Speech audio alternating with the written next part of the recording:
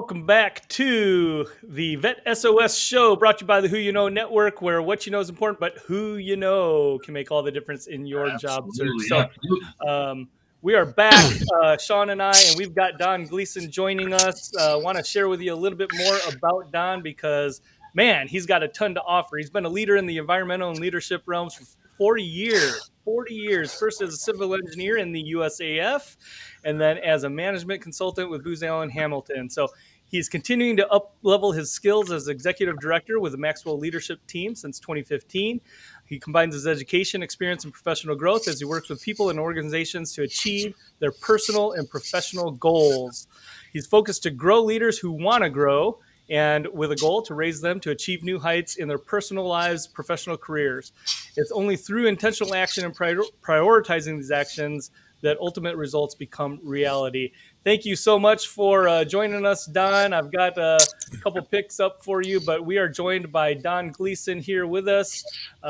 We've got some good images of him that he sent us. There he is, all dressed Uh, up, suited and booted, and he's out there speaking and doing what he can for the Military Transition Roundtable and the military community. So thank you for joining us, and pleasure to have you here. Why don't you start by telling us a little bit more? We've kind of been asking this of all of our guests. mhm. What got you started? Why are you so passionate about helping active and prior service members? Well, first of all, thanks for the opportunity to be on, and I appreciate it. We're just connecting and talking lately, and working with Sean as we go through this program. So, what got me motivated? 27 years in the Air Force. I got in as an environmental guy, but I quickly, when we were second lieutenants, we laughed and said, "Why would anybody want to grow up to be a base civil engineer?" That was the CE squadron, civil engineering squadron commander. You just always getting beat up on. Why would you want to do that? And it was because you got to help people be better than themselves, right? People would come in and they'd have disciplinary issues, and you could have a conversation with them, and you could talk to them, and you could turn them in the right direction. And I've got a number of stories. I won't go into all those, but where that has worked, and it just motivated me to get into leadership. And then I think because I saw so many folks, as how do you say, I got out of Booz Allen in 2018 and started my own company actually a year before that in 2017. And we were helping military in transition. And just like the people that would come to me when I was squadron commander, they were going through tough times. It was moving in the wrong direction.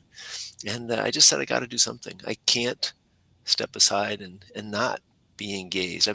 My personality, one of my strengths is serving, and I just had to jump in and do something. It's kind of like this month. This is Mental Health Awareness Month. I'm doing a 50-mile ruck march. In fact, I just finished my 50 miles, and I had to be wearing, a rucksack to do it. Probably something Sean's well used to. Us Air Force guys aren't used to that.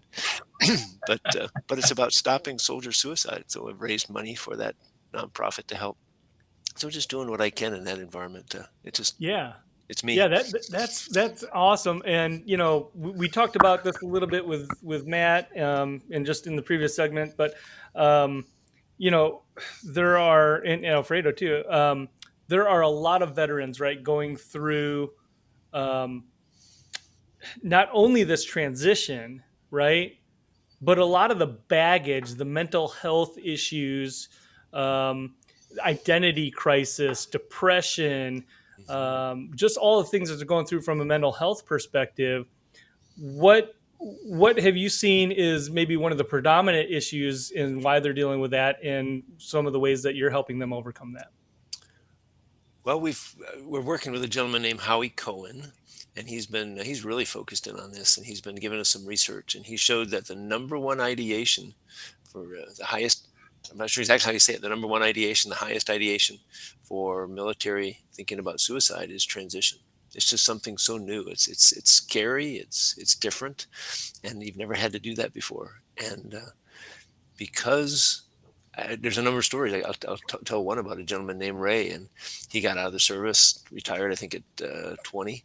But he may be just separated. But anyway, the point is he was searching for a job. He was up in his office and he was doing the spray and pray method, and sending resumes out everywhere, and wasn't getting any response back. And that's what drove him to be engaged in recruiting to make sure he's getting that connection. But when I heard that story and how his wife had to go in and pull him basically out of the office and get him connected with people, I just thought that, this is far more prevalent than we ever think about. And I think as you go through now, how many people are really admitting? I've been doing some videos every day, and there's a number of reasons why we as military won't reach out for help, right? We don't want to seem weak. We don't want to be rejected. We don't want people to think bad of ourselves. It impacts our ego. There's so many different, there's tons of reasons why. But the fact is, we don't reach out. And that just means that there's tons of people that are out there right now that are not seeking help. They're not getting help to walk through transition. So Matt and I are really just focused in on how do we get this program out to them and walk together with them. And I think that's the heart of the mastermind, the Military Transition Roundtable, is we're bringing people together to work through it. And I think once they see that they're not alone, I hate to say misery loves company, but when you realize you're not the only one struggling, it helps you walk through that.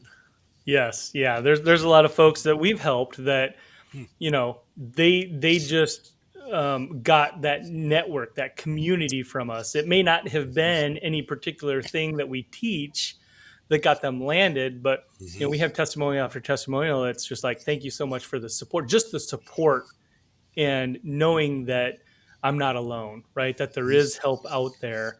Um, Sean, how about you? What? I know you've gone out and done great. Matt had given you some accolades as far as being a thought leader and really pushing the boundary as far as initiative goes.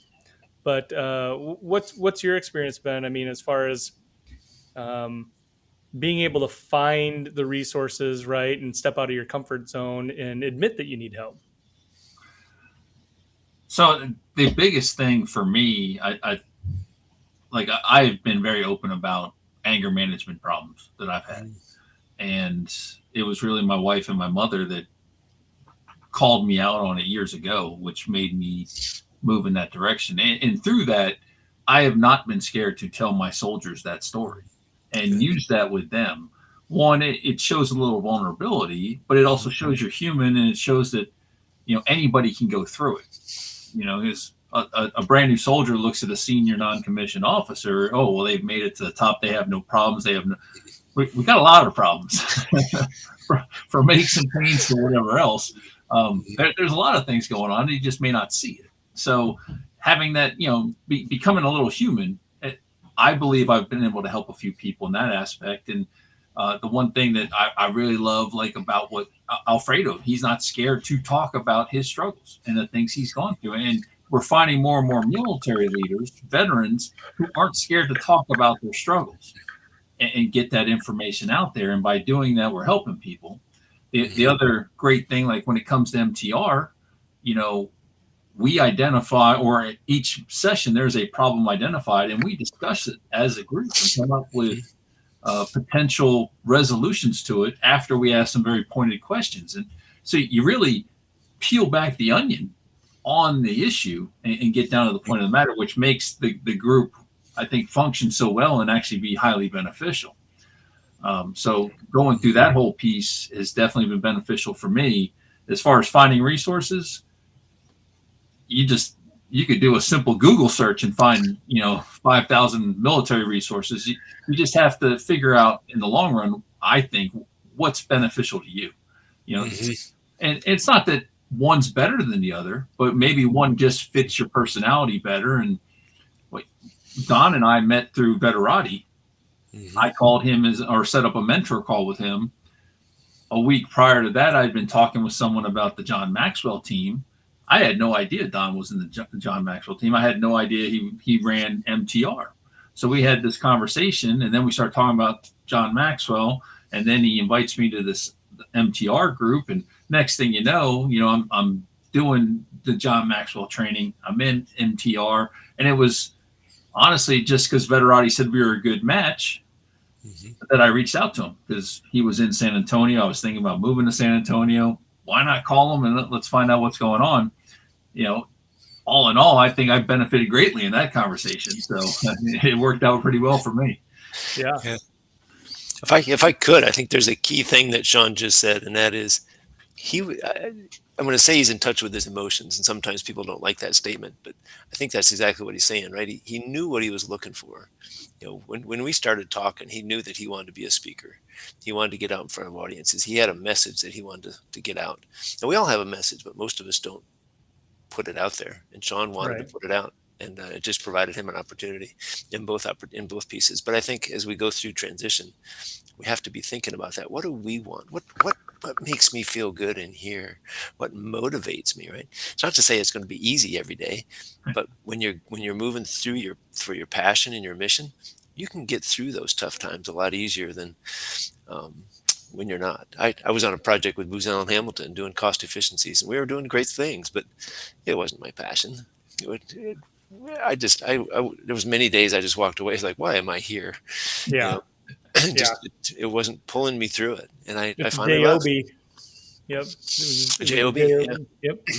So, Matt shared with us about the work that he's doing, and it sounds like, he's very, very, very entrenched in education on LinkedIn, Hmm. your online network, your profile, your space, who you are. What's been the most impactful thing that you're helping, right, folks with? I think it's almost where I was going just a second ago, and just to Yeah, add a little bit more, and I appreciate that question. Is I think most people don't know what they want to do next. They really okay, struggle with it. direction, Yeah, the military, we had this thing called the ASVAB, right? Armed Services Vocational Aptitude Battery. Most of us got placed into a job. And then we said, okay, so we were looking for something. We did well. We got trained. We excelled. They got promoted. But all of a sudden, if they were overmanned, they got retrained into other career fields. Not what they wanted, but what was the best of what was available, right? So it wasn't until you got out that you really have that option after 20 or 30 years to say, what do I really want to do? And because we've always served others, we don't know what we want. So I really take them through a process to try to get them to think into what it is that I want to do. There's a gentleman right here over my shoulder. This is my dad in the Korean War, and he did youth development extension. He had his PhD at the University of Wisconsin, and he really helped me think into different things. And so I think one of those things is, what do you want to do? That was where the environmental piece you mentioned earlier, man, that excited me since fifth grade. But all of a sudden, when leadership opportunity came up, it moved that way. And now it's really zeroing in on military transition. So it it's helping people answer that question, because I think once you answer that question, it focuses everything else, right? right? People always tell me, what do I put in my LinkedIn profile? Well, what do you want to do? Well, I don't know. Well, then it's hard to tell what to put in LinkedIn or your resume or your elevator pitch, or who do I research with, or who do I do informationally? So you just get my point, right? Yep. So once you figure that one out, I think it really zeroes things in. And I think most people really struggle with time management. So I know for me, when I did this 12 years ago, once I got that straight, it really saved me a lot of time. I love that. How many people, and it sounds like the majority, right? But maybe you can shed a little bit more light on how many people don't know what they want to do because they're leaving the service and they're not staying in their career field, versus how many people are actually, they know, right? They're in a Mhm. career field in the service, and that's what they're planning on doing when they leave. I'm going to guess about 85 to 90% do not know. Wow. And I was an engineer, right? So you think about, we pretty much know, but I had to go through. I could have been design, construction, I could have been facility maintenance, I could have been emergency management, environmental. I did a lot of things in civil engineering. But those first couple, design, construction, facility maintenance, no, I would not have been happy. Environmental and emergency management was where I had to zero in. So I had to go through that, even though I had gotten my degree in that and came to the service knowing that's what I wanted. So I think it's a pretty high. I've talked to lawyers who don't know, do I want to stay in law? What kind of law do I want to get into? I've always been this kind, but I don't really like that. So I think in a lot of ways, a lot of us struggle with that Yeah. question. Yeah. So along those lines, though, Don, how are you using the John Maxwell stuff to help transitioning service members? Yeah, the number one thing is coaching, right? You can be a mentor. Veterati is mentoring, right? I can tell people what to do based upon my experience, but the real answer lies in each of us. And if the coach doesn't ask questions to pull that out, then we never really wrestle with it. We never, you got that subconscious. I try not to get too detailed here, but you got the conscious mind, the subconscious mind. We do our thinking in the conscious mind, but all of our beliefs, systems, habits, everything lies in the subconscious, and we're really run by our subconscious mind. So until we pull those beliefs out and start wrestling with them, so with the fears of, I don't want to be rejected, I don't want to appear weak if I ask questions, if I say I don't know, until we pull that up and we wrestle with it and we change it and put it back and say, I'm going to ask that question. So um, just a quick story. I had a gentleman in Alabama, sergeant major of the Army. And I said, what do you want to do? And he said, I have no idea. I said, so where'd you come from? So, South Alabama. I said, why did you join the service? He said, there was nothing for me here. It was going to be drugs and alcohol and gangs, and I did not want that.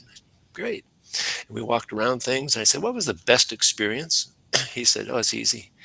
When the U.S. Olympics basketball dream team came to D.C., I got to be the POC. And what really touched my heart was when the dream team was standing in front of all these kids from inner city DC and talking about where they came from and how they rose out of the ashes, so to speak. And the light and the kids' eyes were like, I can do this. They're in the same place I was. If they were in the same place I am, but 40 years ago, 30 years ago, I can do that. It gave him hope. And he changed his focus into what he wanted to do. So I think being able to find that piece that touches your heart is so important. Yeah. Is that what you're Yeah. getting at, Sean?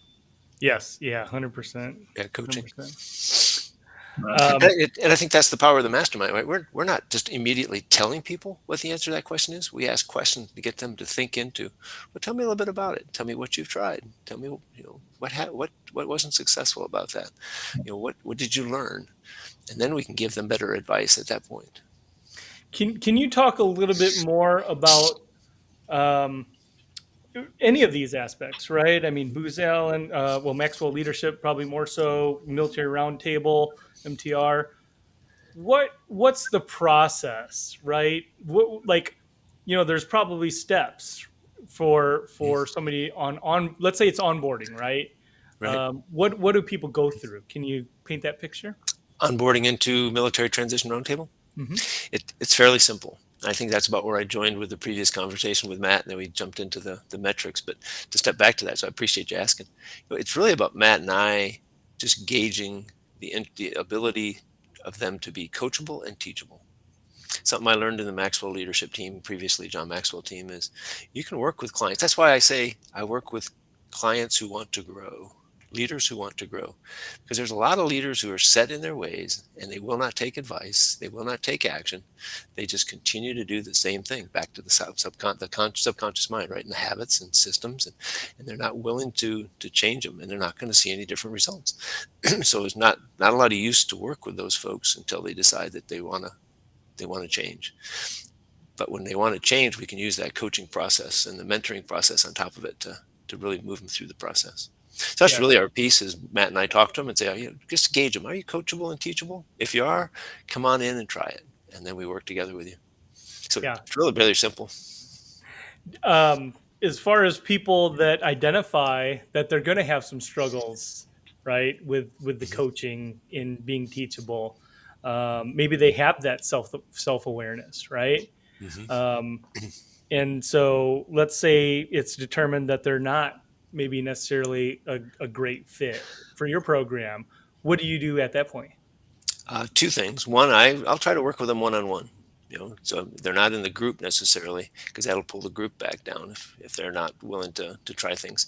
So I'll work with them one on one and see if I can shake things free. If not, I'll reach out to the other resources. We're part of the Joint Base San Antonio Transition Alliance. There's 65 organizations that come together every Tuesday morning, and if I know that one of them can help, based upon they being a women's veteran, a spouse, a military in a certain area, we've got connections in there with who have been officers and senior NCOs in the services and got out. They might be vice president at Wells Fargo, I think, of a certain person, or a person in USAA. We go all around companies. We get with them and say, hey, would you have a conversation with this guy? And maybe there's something there that you can shake out. So we'll try to stay in touch with them and see if we can move them along the process. Because Yeah. our ultimate job is to get them into the job they want. I got one guy who's 40 years out of the military. So he's 65, he's unemployed. And I think he's finally got a job, but it's taken about a year. But we've stayed in touch, we've worked together, but he just wasn't the fit for MTR. Yeah. Yeah. That's So Goes That back to serving again, right? I'm gonna do whatever I can to fix it. no, Go well, ahead, that Joe. point you brought up is interesting. You called it the JBSA Hmm. um, Transition Alliance. Transition Alliance. So I've heard now two or three different locations that have something very similar. Good. How new is this? Because I don't remember hearing about that. I wasn't transitioning at the time, but when I lived in San Antonio, I'd never heard of that. Yeah, so it's not really for the transitioning member, it's for the transitioning organizations. So within that is the government. So it's the military family readiness sections of Fort Sam and the other bases in San Antonio. It's other organizations, nonprofits, et cetera, who are helping. So Centurion Military Alliance, Military Transition Roundtable, others. There are employers like Deloitte, Booz Allen, others. There are Bear County organizations, the city of San Antonio. So there's a number of organizations that are all in that space helping the member. It's not for the member to come to that organization. This is for us to kind of deconflict what we're doing and to advertise and to try to get that word out to our group of people. So All in all, good communication and yeah, teamwork between everybody. That's outstanding. I really like exactly. to Yeah, hear. what was happening? So the length of time, I know it's been over at least 3 years, and I think it's somewhere around 4 years. Serafina de los Santos, I think, had the brainchild. She's a GS-14, retired herself out of. I'm going to be wrong if I say Army or Air Force, but I think she was Lieutenant Colonel. But she saw a need. She's a deputy director of under the Joint Base San Antonio, the Combat Support Wing. She's a deputy director in the Combat Support Group, working kind of personnel issues. So she's that connection. That's amazing. That's such a great resource. Yeah. And it's about deconflicting, right? At one point we would go around the room and it's like, hey, this Thursday, and they did this Thursday, and everybody was saying this Thursday. It's like, wait, time out. The members, you guys, transitioning member, can't go to everything on one day, so let's deconflict that. And they've now got a calendar where we can at least have the visibility of what's happening what days. Mm-hmm. That's amazing. That is awesome to see that Mm-hmm. we're having that. And I know there's one here in Savannah to that extent. I've heard of one in Good. Jacksonville as well. So it looks like that whole concept is starting to spread, which is overall, even though it's not for the veteran to attend or the transitioning Mm-hmm. servant to attend, it's going to benefit them in the long run, which will be great. Exactly right. And that's the piece. I may have touched on this a little bit. That gap analysis. I think I started down the path, and that's I think what Sean talked about. Not every event, not every organization, not every networking thing is for each member. You can't go to everything, right? There's just too many. Sean has just listed all these different organizations on LinkedIn, and I praise that. I've said that a couple of times on his post, right in the comments. This is fantastic. People should follow Sean, but the key is to do a gap analysis and figure out where am I at, what do I need, and which will help me do that. I did that in my first couple of days when I started Booz Allen, right? I was good in these things. I wasn't good over here. I needed to learn how to do business development, proposals, and financial management the Booz Allen way. And I found those kind of guys. The same idea with transition. I'm good at writing a resume, maybe LinkedIn, but maybe I'm not good at networking. Maybe I'm not good at interviewing. So I need to go those resources. Yeah. But to try to do everything, it's just not enough time. What about a situation where they've got your support, they've got a clear definition or idea of the role they want, Mm-hmm. but there's the question of am I qualified, right? Or maybe they feel like they're not qualified and fear the rejection because of that. Mm-hmm. How would you coach someone in that? Imposter syndrome, right? I'm not good enough. I'm Yeah. not smart enough, etc. I'm actually doing a webinar. hasn't been advertised yet. It's going to come out this week. On the 7th of June at 5 p.m. on a Tuesday. I'm going to be doing 5 p.m. Central. I'm going to be doing a webinar about imposter syndrome. And I've talked that before within MTR. And boy, everybody's like, "Yeah, that's me. That's me." So it really comes back to getting back one-on-one together with somebody and drilling into that. I had a mentor who said, you have a gremlin sitting on your shoulder and he's talking into your ear. You can't do that. You're not, are you smart enough? Right? Are you rich enough? Right? If you have the ideas, and we walk them through and say, You've been 20 years, 25 years in the service, maybe 6 years in the service. What have you faced? How have you done that same thing? Were you successful? How did you get to that point? And we end up knocking that gremlin off the shoulder. It's like, I can do this. I've done it before, right? But again, it's that subconscious piece. I got to pull it up, deal with it, and say, no, I can do this. I have done this. I went to Baghdad, Iraq in 2004, helped lead the programming of a $12.8 billion reconstruction program, 3,200 projects. Whatever told me in my life that I could do that, right?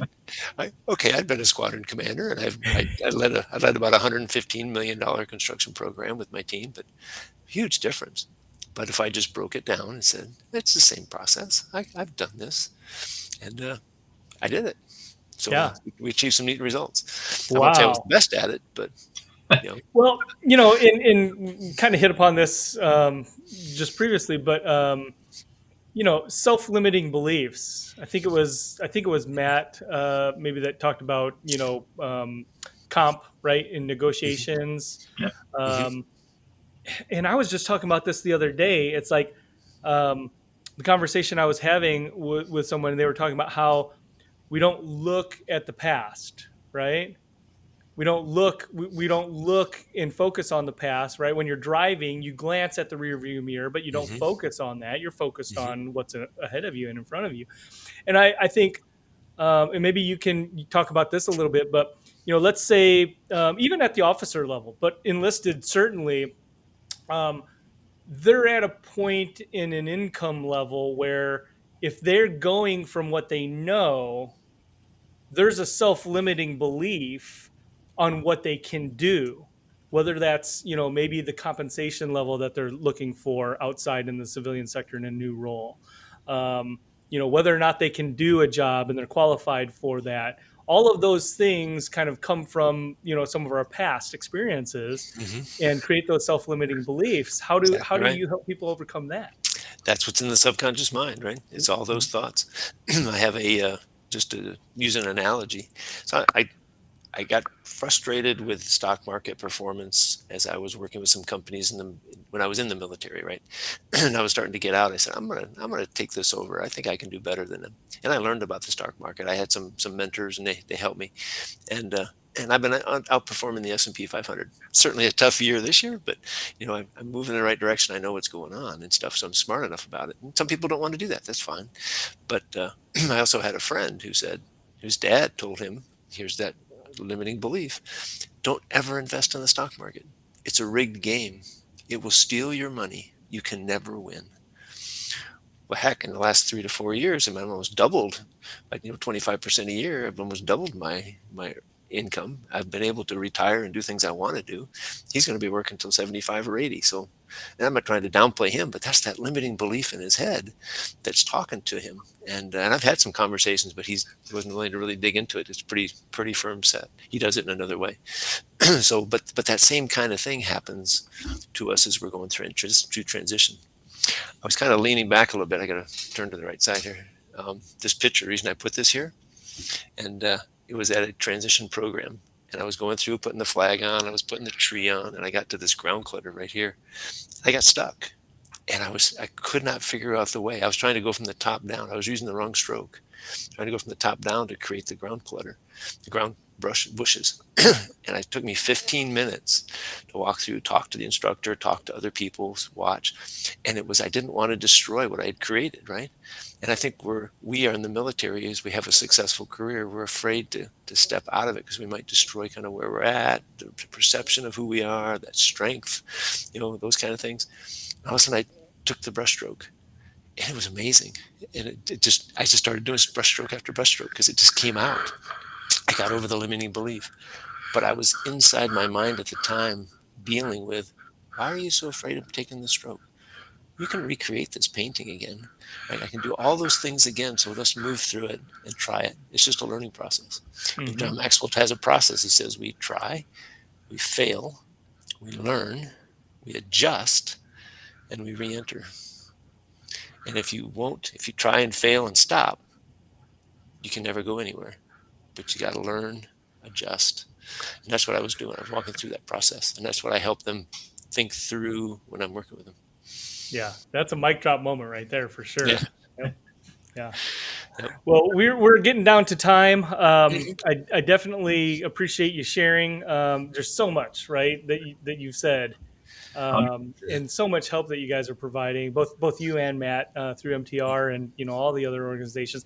I wanted to ask you. You had put that flag back up. I don't think we were live, or that sign behind is that your right shoulder That one there. there? Yeah. Oh, that's the Society of American Military. Okay, I was wondering what that was. I couldn't see that, and I Yeah. wasn't able to read it from afar. So So I encourage people to get involved in a civilian professional association. Mo is good, sergeant association is good. All those are good, but you're meeting military people, right? You need to learn how the field you want to go into, whether it's SHRM, Society of Human Resources Management, or communication electronics is the Air Force Communication Electronics Association, but it's civilians in the organization, from downtown corporations, McDonnell Douglas, Leidos, Lockheed Martin, all those, and small businesses as well. That's what this is. I'm trying to point to the right way here. SAME, Society of American Military Engineers, and it's all those big engineering companies, construction companies, design companies, and by me working through that in my career, I've been involved for over 30 some years. I got to know those companies, and I got to know how they operate. I got to know some of those leaders. So when I was getting out, I already had a relationship with them. So I announced my retirement, and I said, "Hey, Gary. Hey, Bill. Hey, Fred. Can we have a conversation? I've made my decision. I'm going to get out this summer." You did it 2 years ago, and bingo, we started having some I'm great I'm conversations. dropping mics all over because that Yeah. is what it is all about. 100%. Um, yeah. Thank you. What a I, great I have testimony. I have to brag a little bit. Through our efforts this year, I've been able to win 2 awards. One is to the John Maxwell team, it's the Nurturing Transformation Award for what I'm doing with military transition, Matt and I, but other things I'm doing as well, right, with veterati and stuff. But last week I got the Gibson Medal. Ed Gibson was a colonel, U.S. Army retired, who really helped a lot of engineers over the last 10, 20, 30 years get out, get the job they're looking for. I'm kind of following his footsteps. He helped me 12 years ago. Oh, wow. So it was an honor to go last week to Denver and pick up the Gibson medal. And Oh Nice. wow. So Comes full circle. come first circle. Yeah. Yeah. And I'm not done yet. I got a That's long way to go. yeah, yeah. Well, Yeah. like you said, I mean,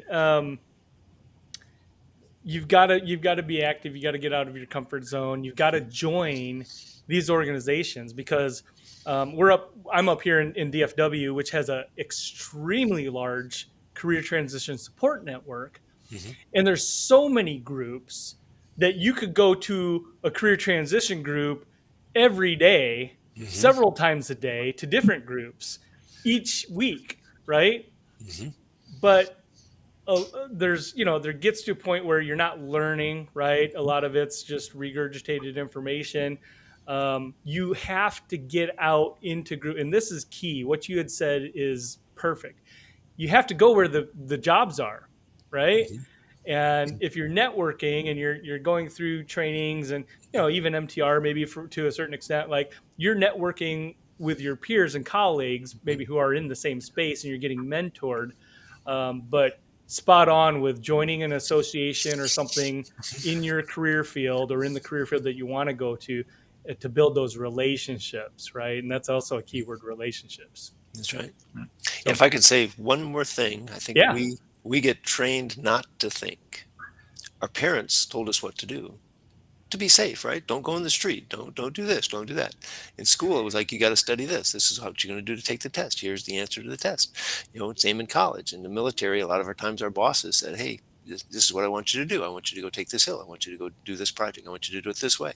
So we get told what to do, and so all of a sudden, when we now have an opportunity to think, it's foreign to us, and we need to learn how to think, how to engage our conscious mind, and that's where all of a sudden those limiting beliefs, etc., in our subconscious, now we start hitting them like this, right? And that's where we need help to walk through them because we just have never done that before. And I Yep. think that's an Affirmative. important part of growth in this process. And Yeah. that's, I think, why it's so frustrating, because it's like I don't know how to do this. And what did Sean say? All my information I'm passing along is on Google. You just have to search it.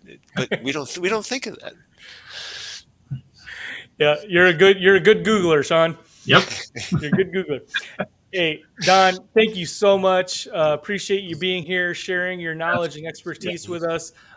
Viewer and listener audience, if you would, I would like you to take a screenshot right now. You got Don's smiling face right there. Post it out, share it, give him a plug, right? Tag him in that post and let him know how much you appreciate his advice, his knowledge, and again, his expertise. Don, thank you so much. We're going to Thank go to our last break and we're going to introduce our last guest, which is going to be Brett Courier. So stick with us. We'll be back shortly. Thanks a lot, Don. Hey, thank you very much for the opportunity. Appreciate what you guys are doing. Keep up the great work. Thanks, Don. Thanks. Team.